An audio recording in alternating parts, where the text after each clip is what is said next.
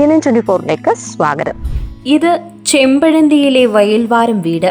കേരളത്തിലെ നവോത്ഥാന നായകനായ ശ്രീനാരായണ ഗുരുവിന്റെ ജന്മഗൃഹം.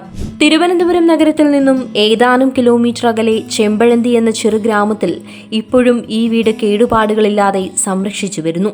ശ്രീനാരായണ ഗുരു ജനിച്ച വയൽവാരം വീടാണ് ഇപ്പോഴും അതേപടി സംരക്ഷിക്കുന്നത്. അടുത്തിടെ ഈ വീടിന്റെ മേൽക്കൂരയുൾപ്പെടെയുള്ളവ മാറ്റി പുതിയത് നിർമ്മിച്ചു നവീകരണ പ്രവർത്തനങ്ങൾ നടത്തിയിരുന്നു. ചെമ്പഴന്തി ശ്രീനാരായണ ഗുരുകുലത്തിനുള്ളിലാണ് ഈ വീട് ഉള്ളത്. വീടിന്റെ പഴമ അതേപടി നിലനിർത്തി പുതിയ തലമുറയ്ക്കും ശ്രീനാരായണ ഗുരുവിനെ പറ്റി മനസ്സിലാക്കുവാൻ തക്കവണ്ണമാണ് പുനർനിർമ്മാണം. ചെമ്പഴന്തിയിലെ വയൽവാരം വീട്ടിൽ കൊല്ലവർഷം 1032 ചിങ്ങം 5-നാണ് ശ്രീനാരായണ ഗുരു ജനിച്ചത്. ക്രിസ്തുവർഷം 1856 ഓഗസ്റ്റ് മാസം 20-ന് ചതയം നക്ഷത്രത്തിൽ.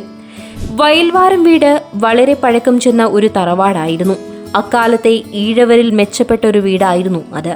അദ്ദേഹത്തിന്റെ പിതാവ് കൊച്ചുവിളയിൽ മാടൻ സംസ്കൃത അധ്യാപകനായിരുന്നു. ജ്യോതിഷത്തിലും ആയുർവേദത്തിലും ഹിന്ദു പുരാണങ്ങളിലും അദ്ദേഹത്തിന് അറിവുണ്ടായിരുന്നു. അധ്യാപകനായതിനാൽ ആശാൻ എന്ന പേര് ചേർത്ത് മാടനാശാൻ എന്നാണ് അദ്ദേഹത്തെ വിളിച്ചിരുന്നത്. കുട്ടിയമ്മ എന്നായിരുന്നു അമ്മയുടെ പേര്. ചെമ്പഴന്തിയിലെ വളരെ പഴക്കവും പാരമ്പര്യവുമുള്ളൊരു ഭവനമായിരുന്നു വയൽവാരം വീട്. വീടിന്റെ വടക്കുഭാഗത്തായി വിശാലമായ നെൽപ്പാടങ്ങളായിരുന്നു. ഇളം കാറ്റുകളുടെ നിലയ്ക്കാത്ത പ്രവാഹത്താൽ അവിടുത്തെ അന്തരീക്ഷം എപ്പോഴും ശുദ്ധവായുവിന്റെ സഞ്ചാര സ്ഥലം കൂടിയായിരുന്നു. കേരവൃക്ഷങ്ങൾ ആ പാടങ്ങളുടെ കരകളിൽ കാവലാൾ എന്ന പോലെ തിങ്ങി നിറഞ്ഞിരുന്നു. വയൽവാരത്തിന്റെ വടക്കുഭാഗത്തായിരുന്നു പാചകപ്പുര. ഇവിടെ സ്ത്രീകളുടെ ഉപയോഗത്തിന് മാത്രമായുള്ളൊരു പുരയും ഉണ്ടായിരുന്നു. പടിഞ്ഞാറു ഭാഗത്തായി ഉരൽപുരയും തെക്കുഭാഗത്തായി തൊഴുത്തും അതിനു തെക്കായി ദേവീപൂജയ്ക്കുള്ള പുരയും ഉണ്ടായിരുന്നു.